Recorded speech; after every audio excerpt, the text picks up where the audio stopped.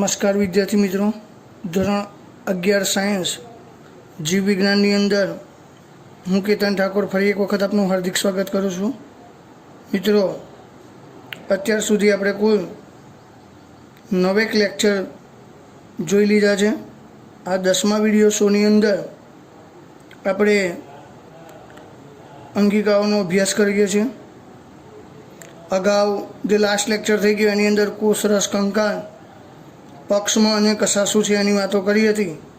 હવે આજે 10મા લેક્ચરની અંદર આપણે તારાકાય, તારા કેન્દ્ર અને કોષ કેન્દ્ર શું છે એનો અભ્યાસ કરવા જઈ રહ્યા છે। તો મિત્રો, આજની જે પહેલી અંગિકા છે એનું નામ છે તારાકાય। હવે તારાકાય એક એવી અંગિકા છે જે 2 નળાકાર રચનાઓ ધરાવે છે। લખીએ, તારાકાય એક એવી અંગિકા છે જે 2 નળાકાર રચનાઓ ધરાવે છે।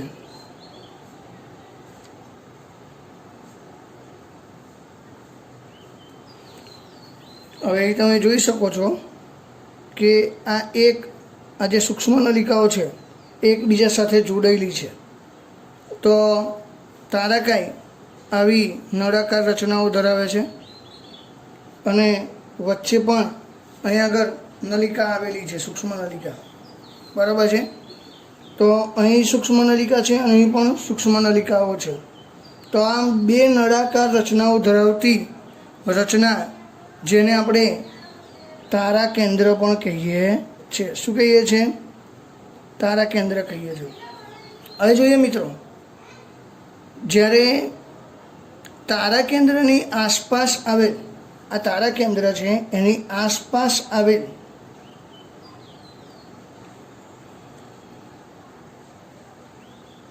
જીવરસને આપણે તારા વર્તુળ કહીએ છીએ। શું કહીએ છીએ મિત્રો? તારા વર્તુળ। ફરીથી, તારાકાય એક એવી અંગિકા છે જે 2 નળાકાર રચનાઓ ધરાવે છે જેને આપણે તારા કેન્દ્ર તરીકે ઓળખીએ છીએ, અને તારા કેન્દ્રની આસપાસ આવેલ જીવરસ એને આપણે તારા વર્તુળ કહીએ છીએ। હવે જો આપણે વાત કરીએ, આ દાખલા તરીકે આ કોષ છે, એની અંદર આવું એક આ તારા કેન્દ્ર છે, બરાબર છે। તો જ્યારે એક હોય ત્યારે એને તારા ક્યાં કહેવાય અને 2 ભેગા થાય ત્યારે આપણે એને તારા કેન્દ્ર તરીકે ઓળખીએ છીએ। હવે જોઈએ કે આ બંને એકમો આ વચ્ચે કોષ કેન્દ્ર હોય છે, તમને ખબર છે, એ એકબીજાને કાટ ખૂણે એટલે કે 90 ડિગ્રીના ખૂણે લગભગ ગોઠવાયેલા જોવા મળે છે। તો આપણે લખીએ કે બંને એકમો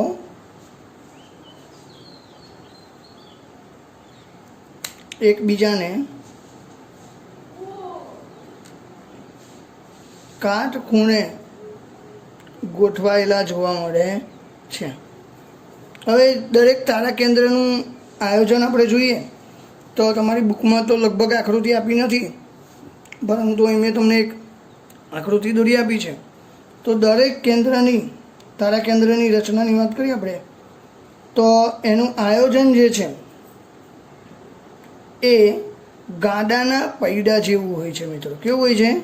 ગાડાના પૈડા જેવું। હવે તમને ખબર છે કે ગાડું હોય, બરાબર છે, અથવા કોઈ બી પૈડું હોય તો એનો વચ્ચેનો જે કેન્દ્રસ્થ ભાગ હોય કે જેનાથી એ આખું જે પૈડું છે એ જોડાયેલું હોય, અને એની આજુબાજુ એવી જે ધરી જેવો ભાગ હોય કે એનાથી આધાર પામેલો હોય છે, બરાબર છે। તો તમે અહીં જોઈ શકો છો કે અહીં ઘણી બધી જે ટ્યુબ્યુલ્સ એટલે કે સૂક્ષ્મ નલિકાઓ આવેલી હોય છે, બરાબર છે।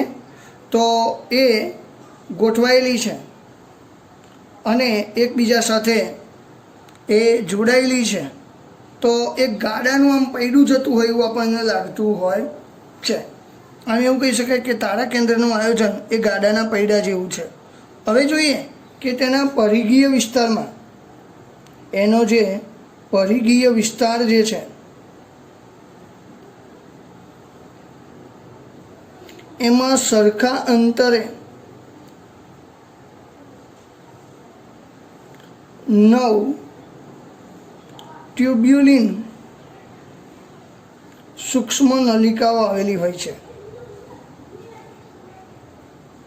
અહીં તમે જોઈ શકો છો મિત્રો કે આ કેન્દ્રસ્થ ભાગ અને આ પરિઘ ભાગ. તો પરિઘ ભાગમાં અગાઉ તમને મેં જ્યારે પક્ષમાં અને કસાની રચના સમજાવી હતી તો એ વખત પણ આવી 9 નલિકાઓ હતી, પણ જો તમને યાદ કરાવું કે એમાં જોડમાં હતી. અહીં 3ના ઝુમખામાં છે. તો આ 1 2 3 એવા કુલ 9 જે ટ્યુબ્યુલિન સૂક્ષ્મ નલિકાઓ છે, ટ્યુબ્યુલિન પ્રોટીનની જે સૂક્ષ્મ નલિકાઓ છે એ સરખા અંતરે ગોઠવાયેલી છે. અને આ બધી જ જે છે એ આ જે 3 જે સૂક્ષ્મ નલિકા જે છે, 3 જે સૂક્ષ્મ નલિકા છે એને આપણે શું કહીએ છીએ? ત્રેખડ કહીએ છીએ. શું કહીએ છીએ મિત્રો? ત્રેખડ. ત્રેખડ એટલે બીજું કશું નથી પણ 3 સૂક્ષ્મ નલિકા. બરાબર છે.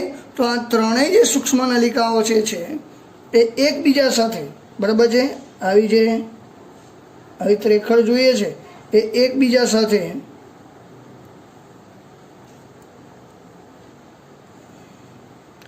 તંતુકો વડે જોડાયેલી હોય છે.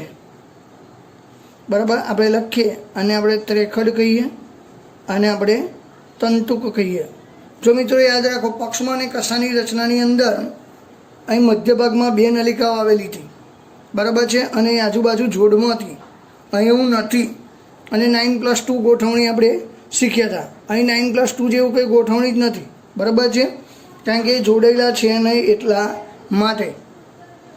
તો આ જે છે તંતુકો છે, 3 સૂક્ષ્મ નલિકાઓ છે, એને આપણે ત્રેખડ કહીએ છીએ, જે એકબીજા સાથે તંતુકો વડે જોડાયેલી છે.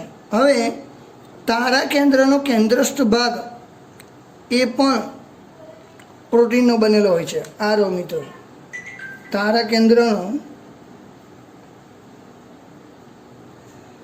કેન્દ્રસ્થ ભાગ પ્રોટીનનો બનેલો છે.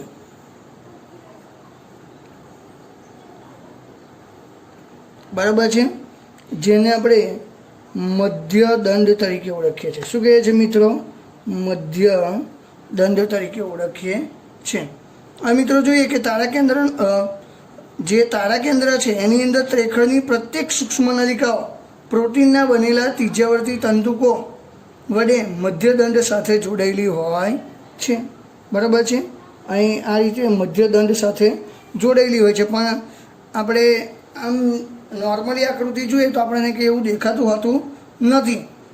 બરાબર છે. હવે વાત કરીએ આગળ.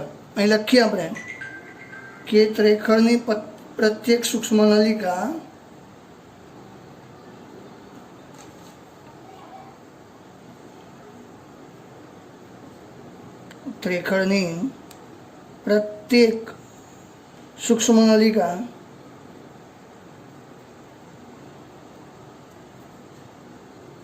પ્રોટીનના બનેલા ત્રિજ્યાવર્તી તંતુકો વડે મધ્ય દંડ સાથે જોડાયેલ છે.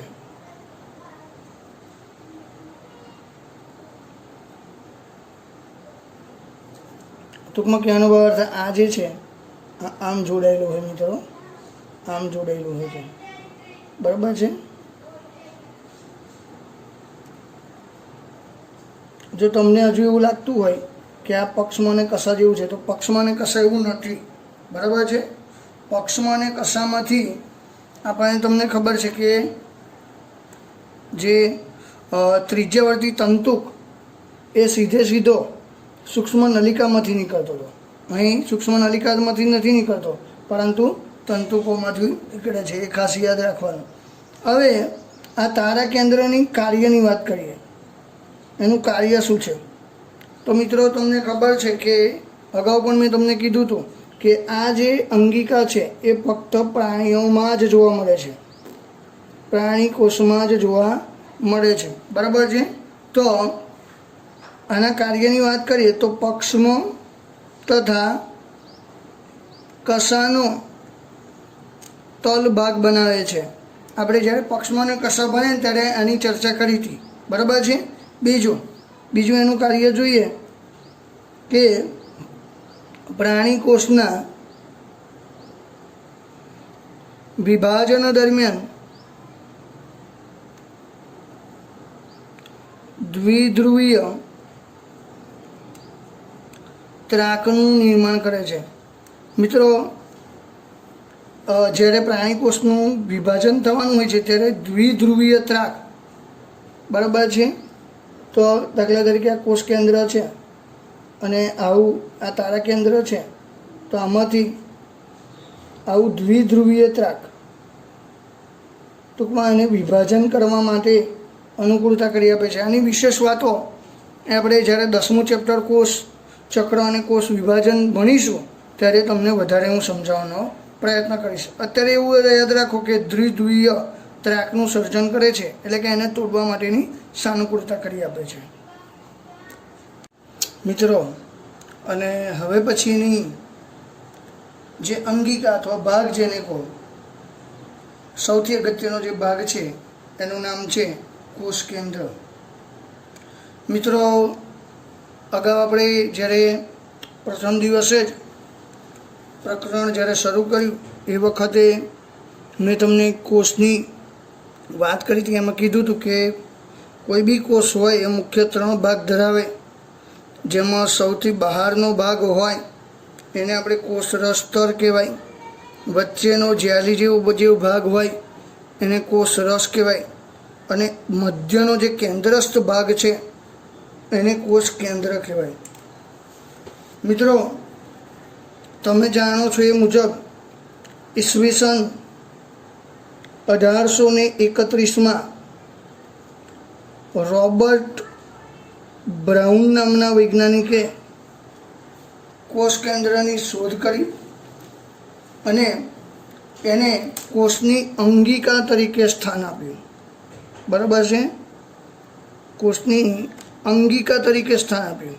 ખાલી કેન્દ્રસ્થ ભાગ એટલું નહીં, પરંતુ એ પણ એક પ્રકારની અંગિકા છે એવી વાત કરી. હા મિત્રો, ત્યારબાદ ઘણા બધા વર્ષો પછી એક બીજો વૈજ્ઞાનિક થઈ ગયો જેનું નામ હતું ફ્લેમિંગે. આ ફ્લેમિંગ નામનો જે વૈજ્ઞાનિક છે એણે કીધું કે જ્યારે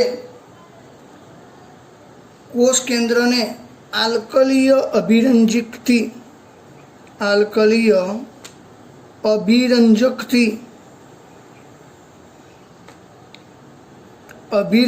કરવામાં આવે, બરાબર છે? આલ્કલીય એટલે કે બેઝિક અભિરંજિત કરવામાં આવે તો ત્યારે એમાં જે અભિરંજિત ભાગ જોવા મળે છે એને એણે નામ આપ્યું રંગસૂત્ર દ્રવ્ય. શું નામ આપ્યું મિત્રો? રંગસૂત્ર દ્રવ્ય. આમ એવું કહી શકાય કે કોષ કેન્દ્રની અંદર રંગસૂત્ર દ્રવ્ય આવેલું છે. આવું કોણે કીધું? ફ્લેમિંગે. હવે મિત્રો જોઈએ કે આંતરા અવસ્થા. હવે આંતરા અવસ્થા શું છે તો એ પણ હું તમને જ્યારે કોષ વિભાજન ચેપ્ટર આપણે શરૂ કરીશું ત્યારે આવશે. આંતરા અવસ્થા મિત્રો એવી અવસ્થા છે કે જ્યારે કોષ કેન્દ્રનું કોઈ વિભાજન ન થતું હોય તો એ વખતે આપણને રંગસૂત્ર દ્રવ્ય એ વિસ્તૃત પ્રમાણમાં જોવા મળતું હોય છે. હવે મિત્રો વાત કરીએ તો અહીંયા આગળ તમે જુઓ છો કે જે મધ્યસ્થ ભાગ છે એને આપણે કોષ કેન્દ્ર કહીએ છીએ. એની અંદર આ લાલ કલરની જે કણિકાઓ છે એને આપણે કોષ કેન્દ્ર કણિકાઓ કહીએ છીએ. ત્યારબાદ જે આ પ્રવાહી ભાગ છે એને આપણે કોષ કેન્દ્ર રસ કહીએ છીએ. જો કોષ રસ અને કોષ કેન્દ્ર રસ ખાસ યાદ રાખીએ. કણિકામય રચના છે અને કણિકા તરીકે ઓળખવામાં આવે છે. અને કોષ કેન્દ્ર રસની અંદર જે તંતુમય રચના છે એને આપણે રંગસૂત્ર દ્રવ્ય તરીકે ઓળખીએ છીએ. હવે મિત્રો આપણે વાત કરીએ કોષ કેન્દ્ર પટલની.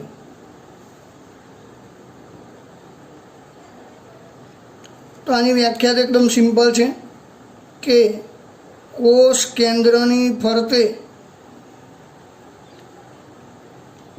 આવેલ બેવડી પટલમય રચના છે. મિત્રો, કોષ કેન્દ્રની ફરતે જે બેવડી પટલમય રચના છે એને આપણે કોષ કેન્દ્ર પટલ તરીકે ઓળખીએ છીએ. હવે મિત્રો ઇલેક્ટ્રોન માઇક્રોસ્કોપના અભ્યાસ પરથી સ્પષ્ટ થયું છે, બરાબર છે, આપણે લખીએ કે ઇલેક્ટ્રોન માઇક્રોસ્કોપના અભ્યાસ પરથી સ્પષ્ટ થયું છે કે જે આ કોષ કેન્દ્ર પટલ છે એ બે સમાંતર પટલની બનેલી છે, બે સમાંતર પટલની બનેલી છે। તો તમે જોઈ શકો છો કે આ કોષ કેન્દ્ર પટલ છે અને આ પણ કોષ કેન્દ્ર પટલ છે, તો બે એકબીજાને સમાંતર છે, બરાબર છે। તો બે એકબીજાને સમાંતરે ગોઠવાયેલી છે અને જ્યારે બે સમાંતરે ગોઠવાયેલી હોય ત્યારે એની વચ્ચેનો જે અવકાશ છે, વચ્ચેનો જે અવકાશ છે એને આપણે કહીએ છીએ પરિકોષ કેન્દ્રીય અવકાશ। શું કહીએ છીએ મિત્રો? પરિકોષ કેન્દ્રીય અવકાશ। મિત્રો શબ્દ તોડીએ, પરી એટલે આજુબાજુ અને કોષ કેન્દ્રીય એટલે કે કોષ કેન્દ્રની ફરતે, તો એ જે પટલો વચ્ચેનો જે અવકાશ છે, બરાબર છે, એને આપણે પરિકોષ કેન્દ્રીય અવકાશ કહીએ છીએ। હવે મિત્રો તમને પ્રશ્ન થાય કે આ અવકાશ કેટલો હોઈ શકે? તો એ છે 10થી લઈને 55 નેનોમીટર। નેનોમીટર એટલે 10⁻⁹, બરાબર છે। તો આટલો અતિ સૂક્ષ્મ અવકાશ આવેલો હોય છે। તો વિચાર કરો, બરાબર છે। એક તો કોષ આપણને દેખાતો નથી, માઇક્રોસ્કોપની જરૂર પડે છે, એની અંદર કોષ કેન્દ્ર, એની અંદર કોષ કેન્દ્ર કણિકાઓ, કોષ રસ, રંગસૂત્ર દ્રવ્ય અને એની ફરતે જે કોષ કેન્દ્ર પટલ છે એ પાછું બેવડા પડવાળું દિવાલનું બનેલું છે, બેવડું પડ બનેલું છે, એ એકબીજાને સમાંતર ગોઠવાયેલું હોય, બરાબર, અને એની વચ્ચે જે અવકાશ છે 10થી 55 માઇક્રોમીટરનો છે, બરાબર, જેને આપણે પરિકોષ કેન્દ્રીય અવકાશ તરીકે ઓળખીએ છીએ। હવે આ જે પટલ છે એ કોષ કેન્દ્રમાં આવેલ દ્રવ્યો અને કોષ રસના દ્રવ્યો વચ્ચે અવરોધ ઊભો કરે છે। મિત્રો આનું કાર્ય શું કહીએ? તો આ કોષ રસ અને આ કોષ કેન્દ્ર રસ, બરાબર, કોષ રસ અને કોષ કેન્દ્ર રસ વચ્ચે અવરોધ ઉત્પન્ન કરે છે, એટલે કે એકબીજાના સંપર્કમાં આવવા દેતા હોતા નથી।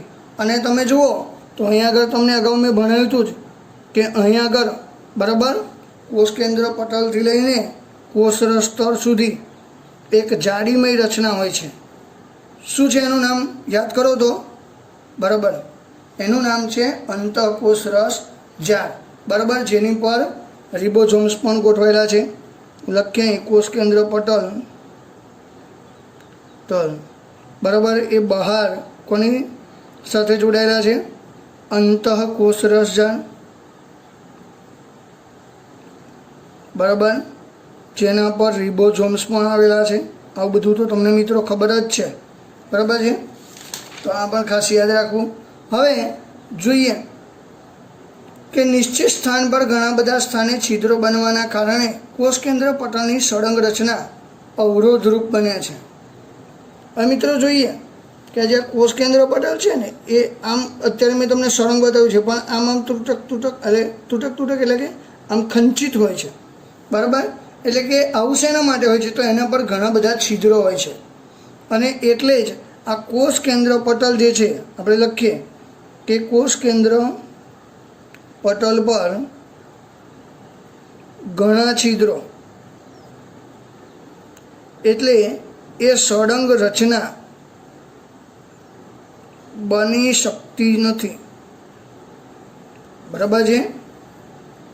આ જે છિદ્રો છે કોષ કેન્દ્રમાં બંને પટેલોના જોડાણથી બને છે। જો મિત્રો હજુ તમને પ્રશ્ન થાય કે જો અહીં છિદ્રો હોય તો અહીંથી કોષ કેન્દ્ર રસ કે કોષ રસ એ બે ભેગા થવા જોઈએ, પણ મિત્રો યાદ રાખીએ કે ગમે તે એક પટલ પર હોય, અહીં છિદ્રો હોય એટલે કે અહીં છિદ્રો હોવું જરૂરી જ નથી, બરાબર છે, અંદર પણ એક સ્થળ છે, માટે ભેગા નહીં થાય।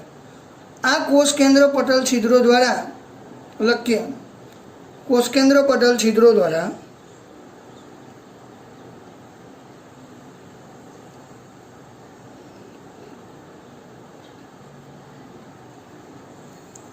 આરએનએ અને પ્રોટીન કોષ કેન્દ્રમાંથી કોષરસમાં તેમજ કોષરસમાંથી કોષ કેન્દ્રમાં અવર જવર પામે છે. બરાબર મિત્રો? તો લખીએ આ કોષ કે આરએનએ અને પ્રોટીન. હવે જોજો, બધા દ્રવ્યો નથી જતા, પણ અમુક દ્રવ્યો એવા હોય કે એમાંથી પસાર થઈ શકતા હોય. બરાબર છે? તો આ છિદ્રો દ્વારા એવા કયા બે દ્રવ્યો છે? એક આરએનએ અને પ્રોટીન. એ કોષ રસમાં અને કોષ કેન્દ્ર રસમાં એ સરળતાથી અવર જવર કરી શકે છે. તો આ મિત્રો ખાસ યાદ રાખીએ. મિત્રો હવે જોઈએ કોષ કેન્દ્રની સંખ્યા. તો તમને ખબર છે કે મોટા ભાગે તો એક કોષની અંદર મોટે ભાગે એક જ કોષ કેન્દ્ર આવેલું હોય છે.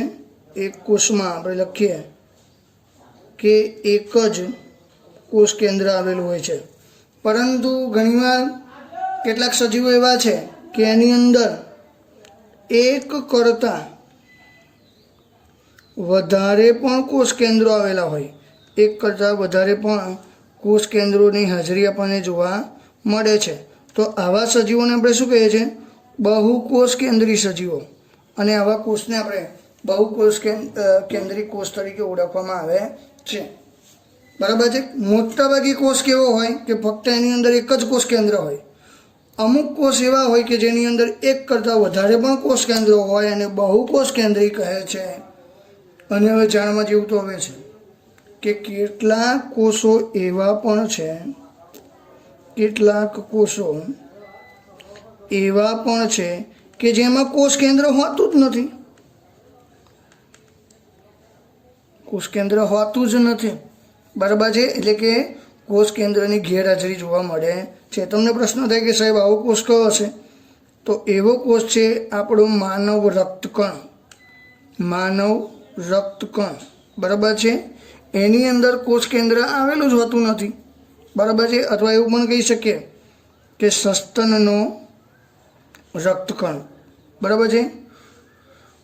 જેને આપણે અંગ્રેજીમાં ઇરિથ્રોસાઇટ્સ તરીકે ઓળખીએ છીએ. શું કહીએ છીએ? ઇરિથ્રોસાઇટ્સ તરીકે ઓળખીએ છીએ. તો એની અંદર, અને વનસ્પતિની વાત કરીએ, આ તો પ્રાણીઓની વાત થઈ. માનવ રક્તકણ અથવા સસ્તનનો રક્તકણ જે કોઈ, એટલે આપણે માનવ ચેકી નાખીએ છીએ. વનસ્પતિ, કારણ કે સસ્તન વર્ગની અંદર મોટાભાગના બધા સસ્તનો આવી જશે. બરાબર ને? એટલા માટે હવે વનસ્પતિમાં લખીએ તો ચાલની નલિકા. તો આ ચાલની નલિકા એ પણ એવો કોષ છે અથવા એ નલિકા છે. બરાબર છે? મેં તમને અગાઉ કીધું હતું કે કોષ એ નલિકામાં આકાર પણ ધરાવે છે. તો ચાલની નલિકા એ પ્રકારનો કોષ છે કે જેની અંદર પણ કોષ કેન્દ્ર આવેલું હોતું નથી. હવે મિત્રો તમને કહ્યું કોષ કેન્દ્ર રસ. અગાઉ મેં તમને આકૃતિમાં દર્શાવ્યું. તો કોષ કેન્દ્રની અંદર આવેલા આધારક ભાગને કોષ કેન્દ્ર રસ તરીકે ઓળખીએ છીએ. તો આ ખાસ યાદ રાખવું. ત્યારબાદ કોષ કેન્દ્રિકા. તો મેં તમને કીધું કે કોષ રસની અંદર કોષ કેન્દ્ર રસમાં જોવા મળતી ગોળાકાર પટલવિહીન અને કણિકામય રચનાને બરાબર કોષ કેન્દ્રિકા કહે છે. હમણાં મેં શરૂઆતમાં જ તમને એના બધા ભાગો બતાવી દીધા છે, એટલે આપણે એમાં બહુ અત્યારે જતા નથી. હવે મિત્રો જોઈએ તો જે કોષ કેન્દ્ર રસ છે એ રાઇબોસોમલ આરએનએના સંશ્લેષણ માટેનું સ્થાન છે. બરાબર છે? અને તમને ખબર છે કે જે રાઇબોસોમલ આરએનએ છે એ પ્રોટીન સંશ્લેષણમાં પણ સક્રિય ભાગ ભજવે છે. તો ફરી એક વખત આપણે વાત કરીએ કે કોષ કેન્દ્ર. તો અગાઉ તમને દર્શાવ્યું મુજબ કે કોષની અંદર આવેલા મધ્યસ્થ ભાગને અથવા કેન્દ્રસ્થ ભાગને આપણે કોષ કેન્દ્ર તરીકે ઓળખીએ છીએ. મિત્રો કોષ કેન્દ્રની વાત કરીએ તો એની જે શોધ છે 1831માં રોબર્ટ બ્રાઉને કરી હતી. એને કોષની અંગિકા તરીકે એને નામ આપ્યું. ફ્લેમિંગે આલ્કલી અભિરંજકથી અભિરંજિત કર્યું અને એમાં એક તંતુમય રચના અભિરંજિત જોવા મળી, જેને રંગસૂત્ર દ્રવ્ય કહ્યું. એની રચનાની વાત કરીએ તો કોષ કેન્દ્ર જે છે એ મધ્યમાં આવેલું છે, બરાબર છે. એની ફરતે બેવડી પટલમય રચના છે, જેને આપણે કોષ કેન્દ્ર પટલ કહીએ છીએ, જે ઇલેક્ટ્રોન માઇક્રોસ્કોપ પરથી ખબર પડી કે બે સમાંતર પટલોનું બનેલું છે. અને એની વચ્ચે જે અવકાશ જોવા મળે છે 10થી લઈને 55 નેનોમીટરનો અતિ સૂક્ષ્મ અવકાશ હોય છે, જેને આપણે પરિકોષ કેન્દ્રીય અવકાશ કહીએ છીએ. એનું કાર્ય શું છે તો કોષ રસ અને કોષ કેન્દ્ર રસ વચ્ચે અવરોધ ઉત્પન્ન કરે છે, જે એટલે કે કોષ કેન્દ્ર પટલની બહાર, બરાબર છે, એ જે અમુક દ્રવ્યોને હેરફેર થવા દેતો નથી. હવે કોષ કેન્દ્ર પટલ જે બહારનો ભાગ જે છે એ અંતઃકોષ રસ જાળ સાથે જોડાયેલું છે, જેની અંદર રિબોઝોમ્સ આવેલા છે. હવે મિત્રો અહીંયા આગળ કોષ કેન્દ્ર પટલ ઘણા બધા છિદ્રો આવેલા છે, બરાબર છે. હવે આ છિદ્રો જે છે એ મોટાભાગના એ છિદ્રો હોવાથી એ સળંગ રચના બનાવી શકતું નથી, પટલ ત્રુટક થઈ જાય, બરાબર છે. હવે આ જે છિદ્રો હોવા છતાં પણ મેં તમને કહ્યું કે અંદર દ્રવ્યોની હેરફેર થવા દેતું નથી, માત્ર કોનું આરએનએ અને પ્રોટીનની જ હેરફેર થતું જોવા મળે છે. ત્યારબાદ એની સંખ્યાની વાત કરીએ, કોષ કેન્દ્રની સંખ્યાની, તો મોટાભાગે એક જ કોષમાં એક જ આવેલું હોય, બરાબર છે.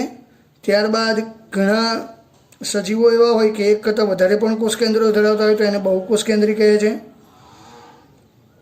કેટલાક કોષો એવા પણ હોય છે કે જેમાં કોષ કેન્દ્ર હોતું નથી, દાખલા તરીકે સસ્તનોમાં રક્તકણ, વનસ્પતિઓમાં છાલની નલિકા, બરાબર.